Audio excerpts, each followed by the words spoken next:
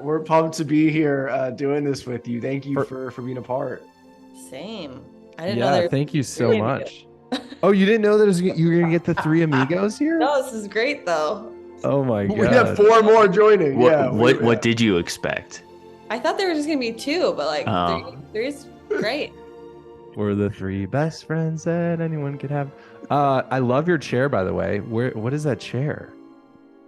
It is this like Victorian chair that a woman was getting rid of. Mm. And I was like, she's like, yeah, you want it? And I was like, fuck yeah. So I took it. God, I love that. It's very throne-esque. Oh yeah. Yeah. Well, I gotta set the Catherine, vibe. Catherine, for our audience, we just want to kick off the episode because, first of all, thank you for being on Still Single. We appreciate you. Will you do us like a quick intro of like what it means to be an intimacy? You're an intimacy coach, is that right? Like So I'm a therapist. a But I therapist. Got it. specialize Got in it. intimacy and nervous system regulation. Woo!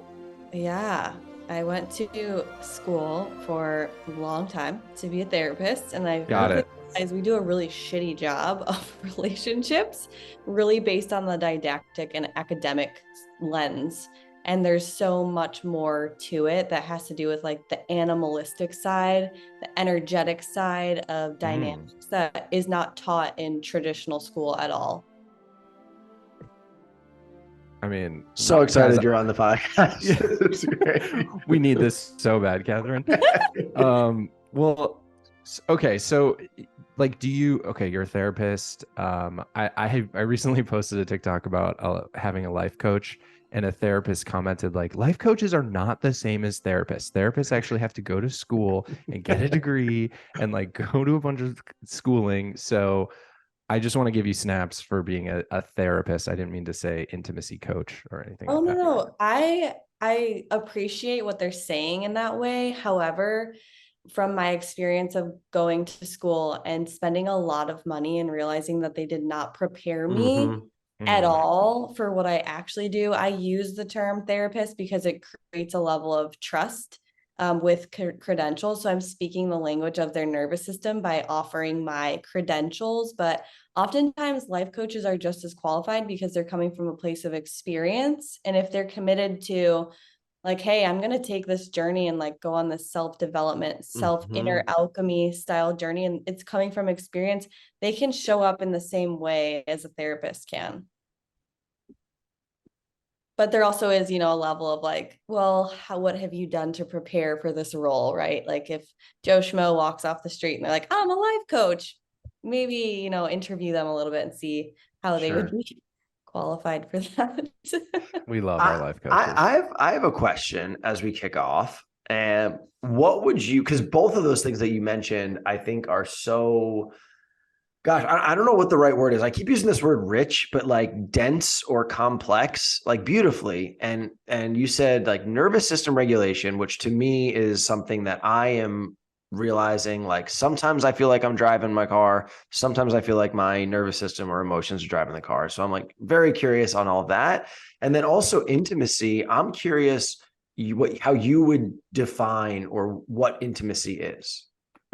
So the first question is, what was your first question? Well, we can come to that one maybe later because I know that that's maybe more like tactical, but I guess just starting out, like what is intimacy? Intimacy is being seen, heard, and understood at like a felt level. So I believe that, as much as we're advanced humans, we also very much have this animalistic quality about us where we seek safety first and foremost. So intimacy is really meeting those intimate needs from the foundational level to be able to expand sexually or within the Mhm. relationship, but it all starts at the level of the nervous system and the level of the primal animal language that we all speak. It's a universal language that, like, when you're born, you don't speak a language, you speak the language of energetics. Mm-hmm.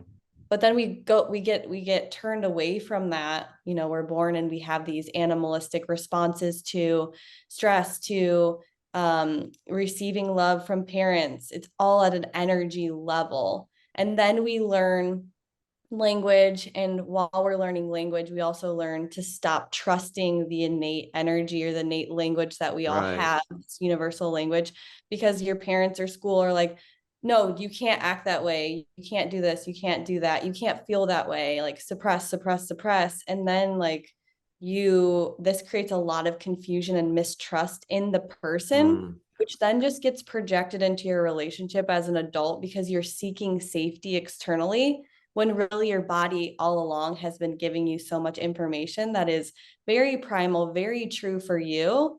Mhm. And it's guiding you towards a specific direction, but because we're not familiar with that language, it's like very confusing. Wow. So you're talking a lot about just like in-person energy, and through a lot of episodes that we've had, we talk about like online dating and how we're just like robotically swiping through people and doing things, and not really, when meeting someone in the wild, you have this like connection, there's energy there. Can you talk about a little bit of like what intimacy is lost through dating apps, and like how to yeah, I guess just like what is happening to us maybe on a scientific level, like chemically, of just doing that in a robotic way versus the energy that happens in person? Yeah, good question. So your nervous system responds, there's a process called neuroception.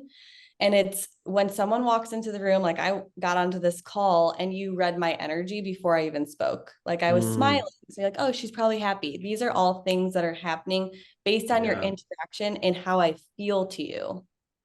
If I was really inauthentic, you'd be able to feel that. And so dating Mhm. apps don't really allow for you to have that felt very primal, very ancient response from your nervous system, because you're not seeing somebody face to face.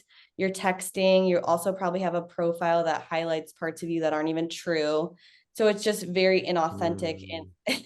And I've been saying this since like episode 1 of Still Single, that dating apps are a harm to society because we aren't using all of our senses. We aren't using the sense of smell, hearing their voice, like touching them. It's like it's a profile. It's a reel. It's so I'm just glad that you're kind of confirming my hypothesis. And it's called neuroception, and you can talk very scientifically about it with that term. It's a felt experience of someone's authenticity, of your connection at a Right. very chemical level.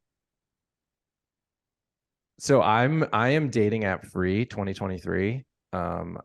It's been a month since I deleted the dating apps, and I don't miss them. I don't miss them at all. I've definitely experienced some loneliness in the last few weeks, but that's okay. And I guess okay. So for me, like we use this term in the wild, like meeting somebody in the wild. And what do you think? Like what do you want to feel when you see somebody in the wild that you're like really attracted to? Well, that's depends on the person, right? Like you are going to feel something from somebody. You're going to be seeking somebody that has a similar vibrational resonance to you. And this is all subconscious Mm. too. Or it's dependent on the level of preparedness that you have clarified before going out into the wild. Like, what are you hunting for? Mm. Are you hunting for a gazelle? What does a gazelle look like? What do they feel like to you? What qualities do they have? Like, what does the future look like with them? But if you're just going out to hunt for anything, you're going to get a lot of information. So you'll get somebody that maybe you think is hot, but they don't have any of the same values that you have because you haven't previously identified what you value in a relationship. I mean, it's almost breaking it down to like a science, Oh, it and is. it's like a total science, neuroception, starring Leonardo DiCaprio. Yes, Well, but one of the exercises I give to people is, and you guys can all take this, after or before you go out hunting, or just in general, like this is something that you should have for not only relationships, but like personal values, work values. What do you value in a relationship? And you're going to ask yourself the same question 10 times. So in the context of a relationship, what mm. do I find most valuable? And you'll Mm. surprise yourself because it's kind of hard to come up with 10. And Okay, then so you got to do a list of 10. Mhm. Okay, that's a lot. And then, okay, so like let's practice just top three. Like in context of a relationship, what do you find most important?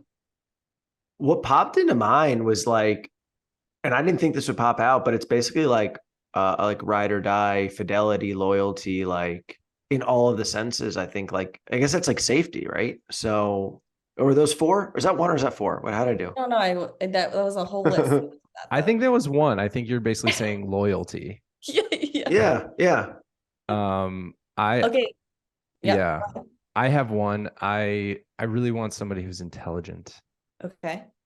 That's not his number one. He's just trying to act smart. I'm not trying to act smart. I want somebody that I can make laugh and that can make me laugh. And I think that that is defined as intelligence. Okay. And Jordan. I'd say communication. Okay. Yeah, like So yeah, yeah. go ahead. No, I'm just rambling. You can go. So asking yourself that question, creating a list of 10, and then going back to rate them 1 to 10. What is number one? And you're asking your subconscious mind to help guide you in understanding this list of actually how you're operating when you go hunting, but you don't know. You haven't previously identified, oh, Right. these top 3 things are the most important thing that I'm looking for. But without identifying it, you're just freaking like trying to sweep fog, or like you are Right. you are searching for something that you're not clear on, like where you're headed. So you'll But just uh-huh. does this go beyond just like the quote unquote like checking my boxes, or is this essentially like a breakdown of, you know, like this person checks all my boxes or like that kind of stuff? Or is this like deeper? It's deeper because it's a reflection of you. Right. So you are reflecting the people that you attract. And so the more you identify, oh, this is what I value, those things you actually value about who you are. So you're attracting someone that is a similar vibration to you. And then on top of that exercise, so each of the ones that you identified, like Alex, you said loyalty. If you could describe loyalty to an alien, what would that look like? Okay.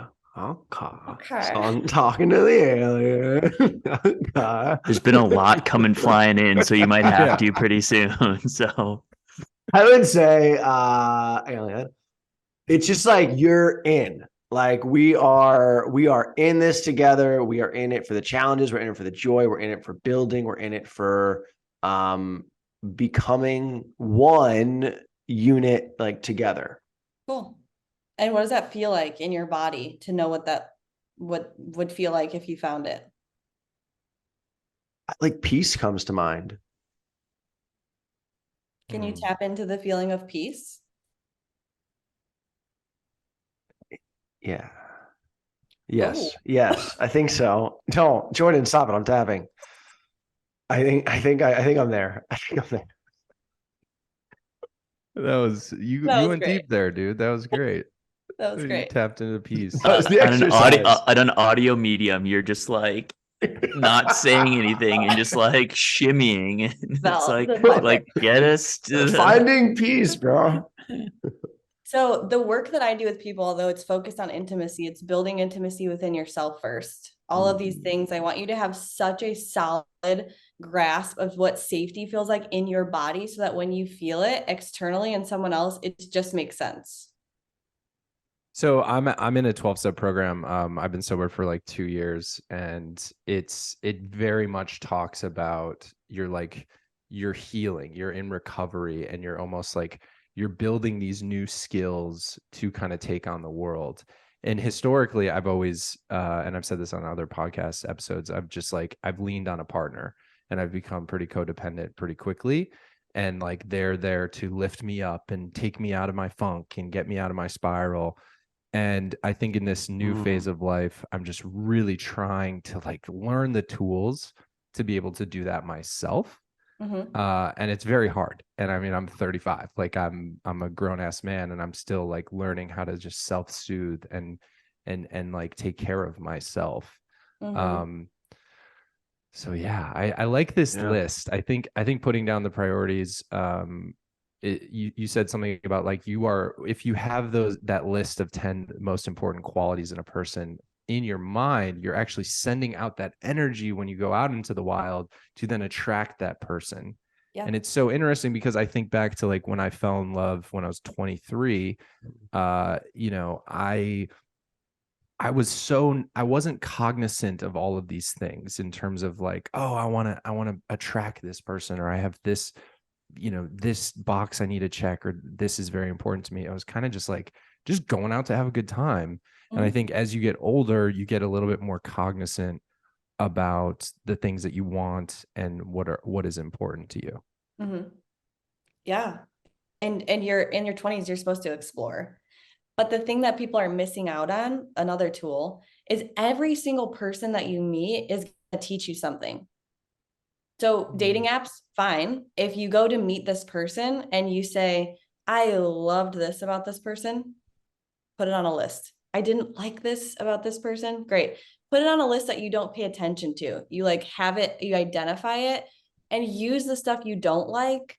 So think about the last person that you went on a date with, something that you identified, you're like, that just wasn't for me. Okay, cool. Within that negative, what is one positive that you can now say, instead, I want this? Oh, okay. It's like you're baking a girlfriend cake, girlfriend boyfriend cake, right? Like, I don't need turmeric to make a chocolate cake. It's there if I need it, but instead I need chocolate syrup, right? Like you, in Sounds seeing so that you yummy. have turmeric, you're like, ew, I don't really like that. Great. It's in the kitchen. I don't need it. But instead I need this ingredient. So you're building this list based off of your interaction with every single person that you meet. Even this, like this interaction, there's something that you will like about me. There's something that you might not like about me. And in doing that, you help to direct something called your reticular activating system, which is a part of your brain that helps you pay attention to what your dominant thought is. You're directing your reticular activating system to identify that externally. Is that that's the same no, that's the same thing of when you like start to look for a car, how you see car ads all the Yes. time. So you've 100%. and that makes sense. You're planting it in your subconscious, so your subconscious is like it's always going. Yeah, Okay, I mean but then the theory, okay, yeah. sorry, guy who talks to aliens. Like the theory is that we're on these dating apps, and I think from my perspective, or many guys' perspectives, and women have expressed their frustration with this, is that it's like a hookup app. It's very much like guys are seeking to just hook up, and I think in that hookup process, like you're not putting out the right vibration. Yeah. I mean, not saying I have my own thoughts about dating apps. I think they're fine for trying to bridge the gap of meeting, helping people to meet in this modern jungle that we have. But yes, it has a very strange relationship of like, oh, cool, this is like fast food sex app. Well, and I'm Uber curious because like food. it does the first date. It is. It's so like it's human shopping. Like we've joked that it's human shopping, and Ew. it is, right? It's like you're like essentially with an almost seemingly endless queue, which obviously does that to your brain of like, oh, one swipe away from maybe a better or love or whatever it might be. So let's say though, because you are right of in our society, or let's say people work a job, they're nursing or whatever, and they can't really be in maybe situations where they'd have natural collisions. So they're using a dating app. Would you say, how do you bring these tools into that first date or that first moment of, okay, now we've come across each other in a dating app and now we're meeting in real life. How do we identify if we feel that? Feel what? Love, attraction, our subconscious alignments, I guess. It's an embodiment thing. So many people don't live in their bodies, so they don't know what's actually for them because they live in their logical mind, Right. or they're dissociated from their felt experience. So they might try to convince themselves for this person to fit a mold based off of a codependent. Like they're truly seeking, if they ask themselves, like, what do I want out of this relationship? I want someone to save me. Like that's kind of what they're going for in the first date. And that's all happening really subconsciously. And why do they want to be saved? Oh, because they can't find security in themselves. And that's, again, an embodiment thing. So if we can, the work that I do again with people is to give them a lot of education on the nervous system, on the embodiment of your neuroceptive ability to determine if someone's a good mate, but also developing the self-concept that they need in order to identify someone that actually accentuates their experience versus just creates this like weird dynamic of codependency. And so we've talked a lot about like immediate intimacy and connection, and I think we're constantly changing and growing, and as we're searching for partners and people listening to this who are maybe in relationships or seeking that, how can, as we're growing, evolve with a partner and maintaining intimacy and the growth around that? Good question. So that kind of brings me, I'm going to Egypt next week. Cool. And truthfully, I used sex alchemy and sex magic to be able to acquire this opportunity. Sorry, I'm but going sex magic? sex magic, yes. Yeah, we need to let's tangent on that for a second. Episode 2. Okay. Okay. That's post Egypt. That's post Egypt. Okay, when you come back, we'll have you back on for sex magic. Yes. So, shoot, what was the evolution of relationships? So in ancient Egypt, they believed that, and in macro philosophy, so like futuristic thinking, they see relationships as an opportunity to help self-growth, like help you as a person to ascend. They weren't like, oh, cool, the end goal is to enter a relationship. They really, really focused on, while you're single, developing the skills, which all three of you are doing, I know you are, developing the skills to be able to show up at your highest potential so that when you do enter a relationship, it's more to ascend into like the spiritual and beyond realm. Yeah. But relationships are the beginning. So you take yourself to a certain point, and then the relationship helps you to expand beyond your ability to as a human. That's so fascinating because it's, first off, like Egyptians, one of the more evolved humans that's ever been in existence, and pyramids, and you can explore all that. But a lot of people believe that the purpose of life is to raise your consciousness. So what's interesting about what you're saying is, and I'm experiencing that too, which is you can only do so much in that. And then when you're in a romantic partnership, parts of you get exposed that otherwise you would never be able to, because of the vulnerability, because of the depth of primal connection, because of love, because of intimacy. It exposes all these, I don't know what arrested developments that you otherwise wouldn't be able to get past. Yep. Ego and shadow and all the things that need to be reflected in the person you see in front of you, and for you to take responsibility for and then alchemize. But I'm very non-traditional in saying like, hey, it's okay if relationships end. It's okay if divorce happens. Like, even just bringing those topics to light and saying, sometimes you just can't evolve with someone because you've evolved in different directions, and that happens. So the work that I do, again, is like to help to develop you to a point where you make the conscious decision where you say, my value is that we're constantly evolving. Great. Then you're entering a relationship where you have those values set, and you're setting yourself up for a more divine union, versus it being like, God, I didn't identify any of my values. Now we're on this treasure hunt, and we might just not like each other after a little while because we're so different. But helping people to be able to like co-parent. Right. It's so hard.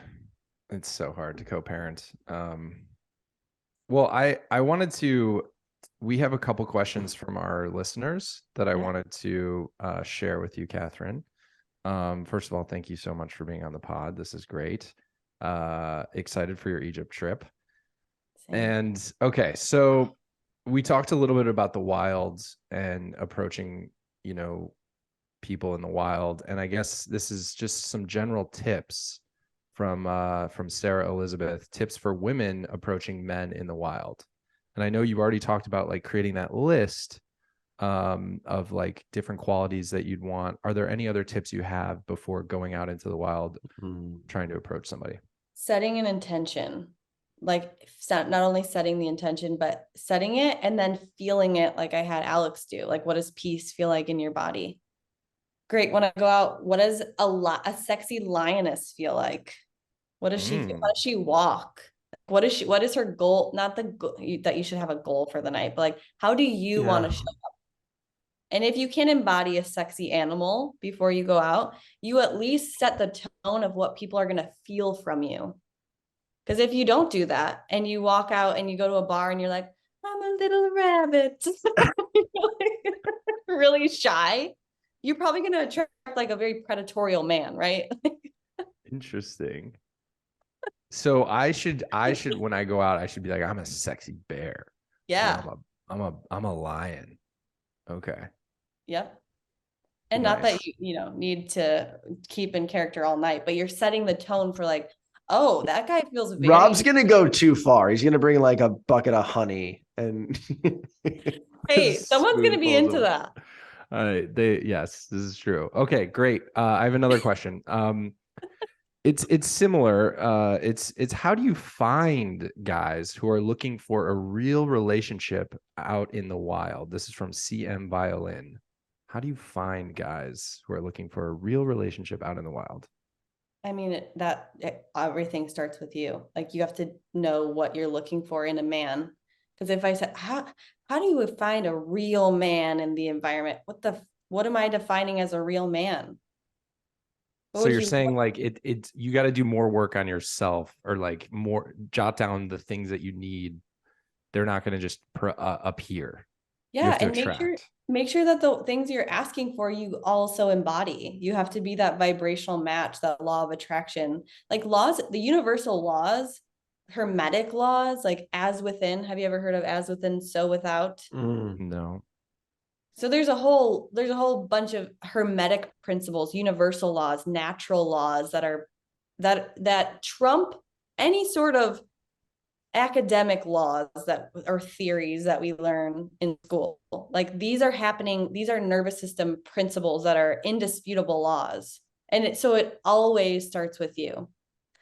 And even if they do meet someone, you know, they're like, oh, I met this guy, he was super great, and I didn't like this. Like you're using that as an opportunity to go back, and when you go home, you're not in the wild, to refine yourself. So nobody is like a mistake that you meet in the wild. They're always giving you information, but always turning it back around and saying, what are they reflecting in my own experience that I need to now make some shifts? And you will, I guarantee you will meet someone that has the things that you clearly identified. I guarantee. Yeah. I mean, it goes to, and Jordan, I know, is big on this, and we all like circle this term a lot, but manifesting and attracting, and like you're really just setting that within yourself so clearly, your subconscious, and then you're embodying it and moving into the world, and it's like encouraging and empowering your view and exciting. Look at that alliteration. It is, because I think in a time when it can feel confusing and lost and a bit like, oh, it's deflating. I think in a time of an overabundance of options and everyone busy and self-focused, it can feel a little discouraging. I think love.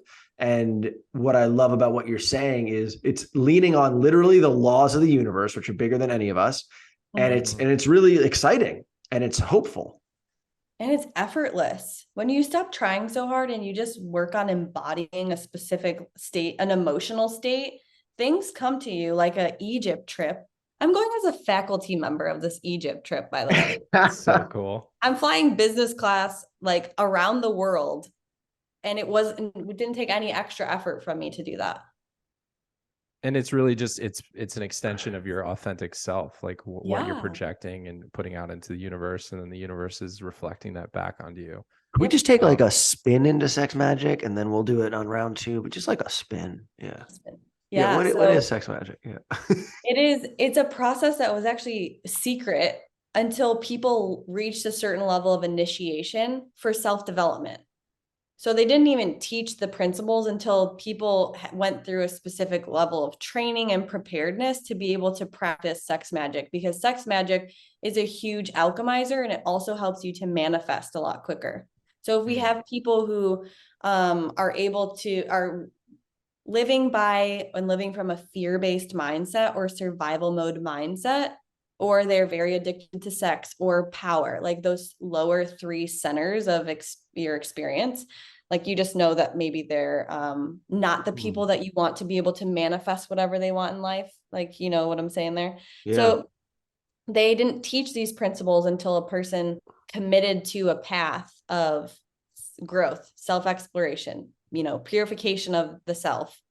And then they taught specific principles to be able to then transcend the physical body towards an energy and beyond body. So sex is a tool that you can utilize to help to shed parts of your ego and your shadow to connect with your higher self.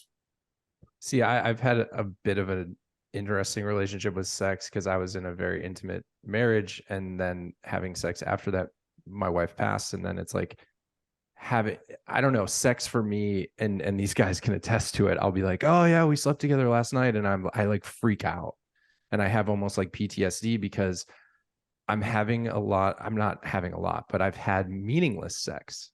And after you've felt very intimate sex and you've experienced deep in love sex with your partner in crime, and then you have meaningless sex, it totally fucks with your soul, almost like your authentic self. Yeah. Thank you for sharing that. Can you elaborate a little bit more of what that does chemically to us? Of just like, I know there's like dopamine elements and all of that around the lines of just, in this hookup culture and all that kind of stuff, of just what sex does to us and how that like can play into intimacy. Yeah, I think it desensitizes us. And it's truly like this fast food versus this gourmet sex experience that Rob just described. Like when you have true connection and you actually have an intimate relationship with someone, it's like this 5-course meal, and it contributes to more neurochemicals being produced because your body, like the state of love, produces so much more, so many more healthy chemicals. But if it's just a hookup, and you're just doing it to numb or dissociate from your experience, then you're further just creating this pathway like, oh, sex is just something I use to not feel so much pain or to dissociate from my experience, or it's an addiction or something like that. So it just further creates this feedback loop that's associated with loneliness. Snaps. That resonates. Yeah, I mean, I think sex it's a substance in a lot of cases. Like casual sex is a substance. And sex is a Go ahead, modality. yeah. So like there's different ways to practice alchemy, and sex is one of those ways. I'm interested in when you say the alchemy, the piece of it, and this maybe we deep dive. Maybe we just put a pin in this and we deep dive after Egypt. Because I even had like I wouldn't call him a mentor because we didn't have that kind of a relationship, but he was just an older man that would like kind of like teach me little bits of things. And don't clip this out of context, Rob. But like semen retention is something along those lines, because I mean, what'd you say? Don't clip this out. Yeah. Keep going. Yes. Just going to be repeats. Semen retention, aliens, semen retention. It is, women can create life and men have the seed of creation within them. And so that seed of creation is very powerful. And so if you are harnessing and embodying and using that seed of creation, I think that's in line, Kat, with what you were talking about with like manifesting and all of that. Mm-hmm. Yeah, and for health. Like in Taoist philosophy, they talk about the semen retention, and they're using it to keep life force circulating and then being able to strengthen their physical body by the circulation of life force.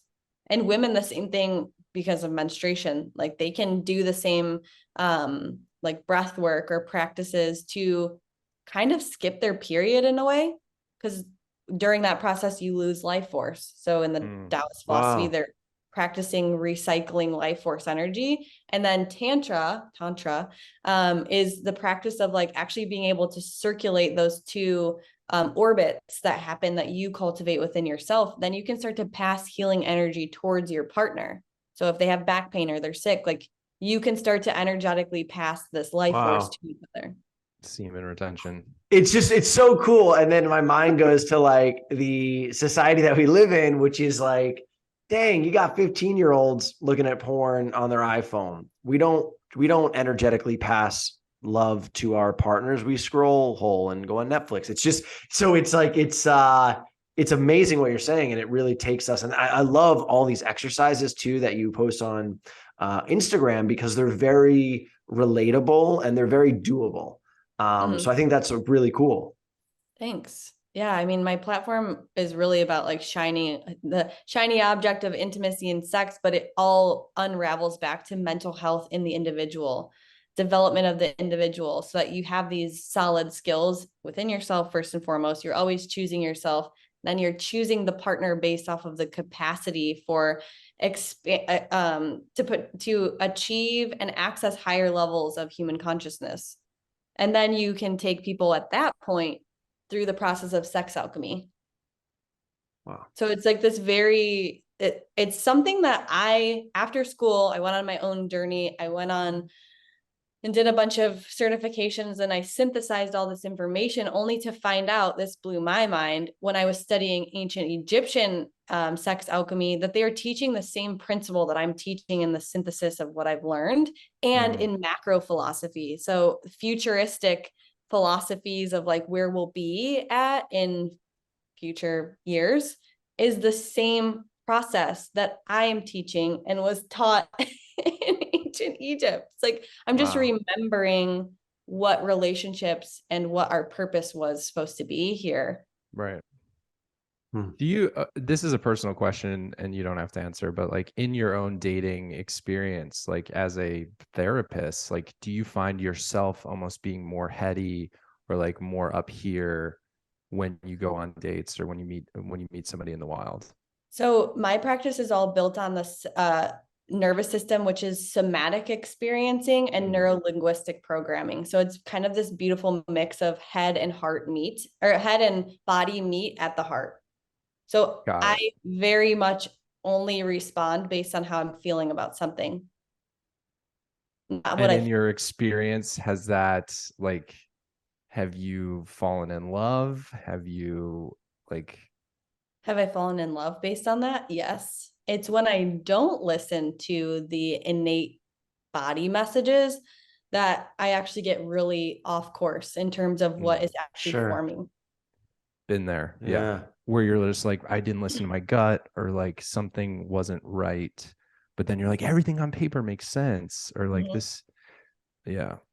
And just to give you a non-relationship example, like last year was a really crazy year for me. It was like first year of business, and I kept getting indications like, okay, listen to your intuition, listen to your intuition. And I would override my intuition and talk myself out of something because I was like, no, like that'll be good long term. It'll be good long term. I kept ignoring it. The problem kept getting bigger, more emotions around it. My nervous system was like, this is not for you. I shit you not. I'm driving in my car. I'm at a stoplight and there's a car in front of me. I'm behind them. I'm on the phone with somebody that I was having like some indications this is not for me. And I'm like, is there something I'm not seeing? The light is green. The car in front of me goes through the light. So I'm just like following this car. I said, is there something I'm not seeing? A car comes out of nowhere and totals my car. Oh my God. Yeah. And I was like, I get it. Lord, please don't kill me. I hear you. Yeah. So like these messages that we get that we're overriding, like first of all, you have to develop the language to be able to hear what's this language. Right. And let it get louder and louder and louder until you actually, that's how you drive your life, instead of saying, yeah, but she's really hot. No, this is super enlightening. I mean, it's just shedding kind of a scientific description and like belief in exactly what we're feeling. Like it just like boils it down to a science, which I'm really fascinated by. And I guess like I'm just glad I'm off the dating apps, because I've felt in the last 3 years it's just like, and again, I have nothing against people who meet on dating apps. I want to make that clear, but like for me, my personal experience, like there has been that missing, oh my God, feeling when I meet somebody via a dating app. And it's been frustrating for me. So removing that, and now I've got a lot more work to do on myself, obviously. And then I got my list Yeah. qualities. I'm in the process of building a social community for modern meetups in the Cool. in the modern jungle. But I'm also having this year we'll have 2 retreats in October, one for singles who want to learn what I'm teaching and want to be in the presence of other people who have the same mindset and also are looking for someone, and then a couples retreat. So people who are in a relationship that want to expand but don't really know where to start, they'll learn the skills that I teach in the singles retreat or just private clients, but they're doing it together. So those 2 options are happening in October. It's so cool what you're, and cool is just a it's a light word. It's really powerful and undeniable, your approach, because what I think is really awesome about it is you have the academic. So you have all that, you got the books, you got the certificates, all that, but then you're also coming at it from this understanding of energy and really a bit of spirituality as well, and ancient wisdom. And then also being a human being who's living this in real life 2023. And I think those 3 spheres are so rarely combined. We often go to, like, I'm in therapy, and it has a great service, but it's missing those other 2 arenas. And I've been to plant medicine retreats, and it's amazing, but it's kind of missing the other 2 arenas. So I think what you're doing is really powerful. Thank you. And on the topic of plant medicine, I'm actually in collaboration with someone who provides that, but I'm providing the nervous system regulation piece. So when you go on these journeys and you're like catapulted into a different dimension, nervous system regulation helps you to anchor into safety. So you always know your way back home. So you take these principles of like, great, I have this solid foundation where I can always, no matter what I'm experiencing, I know what my home feels like. And then that just allows you to expand more, be more curious. And what are some ways that we can do, like for the listeners and ourselves, of just like working on ourselves to build that internal foundation and that internal intimacy to be truly connected with that intuition and listening to that, and I like going back of just like building that foundation. Yeah, a really good simple exercise is like when you are making a decision for breakfast, give yourself 2 options, or any meal. Give yourself 2 options, and whatever you innately choose that. Like the first thing that comes out is the language of your subconscious, or the language of, just your intuition speaking first. And so just choose that option. And the more you practice those little micro trust falls with yourself, the more that volume turns up, because it's like, oh, you're listening to me now. Cool. Huh. And then they start to like accumulate into bigger decisions. That is. Well, Kat, we won't take up more of your day, but this is honestly incredible. And if you are up for coming back and joining us after Egypt, after Sex Magic, we'd be very grateful. Yeah, of course. I got to teach you about all the cool ancient wisdom, all the weird stuff I do on there. Hell yeah. And Kat, how do we support you on social, and like what's the best way for our audience to get in touch with you? Yeah, just social media is fine. I have my websites on there too. It's a whole explorative experience. So my Instagram is just intimacy therapist, intimacy_therapist, and you can find me on there.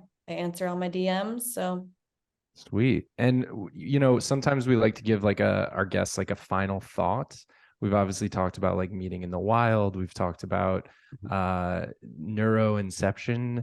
We've talked neuroception. We've talked about energy. We've talked about a little bit about sex magic and aliens. If there's like one final, retention. Yeah, and sperm retention. We can't forget sperm retention. Yeah. Starting right now. So is there just like a final thought you have for our listeners, and something you want to just embed our listeners with? Yeah, the deeper that you want to know another person starts with the relationship and the depth at which you get to know yourself. So, truly starting there and really knowing that deep intimacy happens not when you feel vulnerable or safe to explore that with another person, but when you feel safe to explore that with yourself. We're big on snaps here. Wow. Kat, Well, you're yeah. amazing. Thank you. Thank you guys. so much, Kat. We appreciate your time and your guidance here and just your wisdom. And we wish you just an amazing, safe journey to Egypt. Thanks. Thank you guys. Dudes, first of all, I miss you guys. Like I miss you guys too. I just miss you guys. But that was great. Cat, sex magic. Um, I feel good. I mean, my biggest takeaway was it just like it reinforced what I have been feeling in terms of dating apps and just like that our senses aren't necessarily there for me. And I'm not saying that you can't literally meet a gorgeous smoke show on a dating app and then meet her and be like, oh my God, she could be it. I'm not saying that. I'm just saying for my experience, it's been hard for me to transition. That's all I'm saying.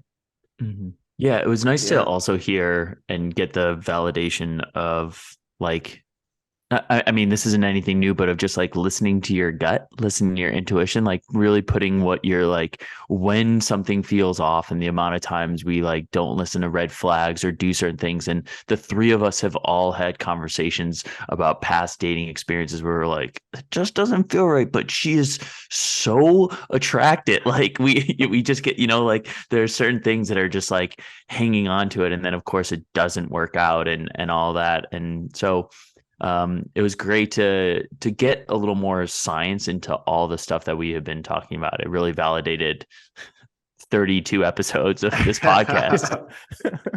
Yeah, and I think both of what you guys said were some of my takeaways too. And I think one thing she said was your ability to experience intimacy with someone else is a direct of your own experience with intimacy with yourself. Yeah. So I think that is something I'm taking to heart right now too, of just like, I'm not going to say guys might do this more often, but I don't even like saying that because I've met plenty of women who, we just try to outwork things. And I don't know. I think I have to slow down and look at some parts of myself. So that one stuck. But I'm excited that she's going to come back because that was super fun. It was honestly great. I think just hearing her talk, it's just like my relationship with myself is right. That's most important. And then I really did love how she put the 10 qualities of like what you want to attract before you go out into the wild. I thought that was like a very intentional way of setting up your night. I mean, I know my nights, like when you talk to the boys, it's like, yeah, man, I'm going to try and get laid tonight. Or like, I'm just going out to, bang or whatever.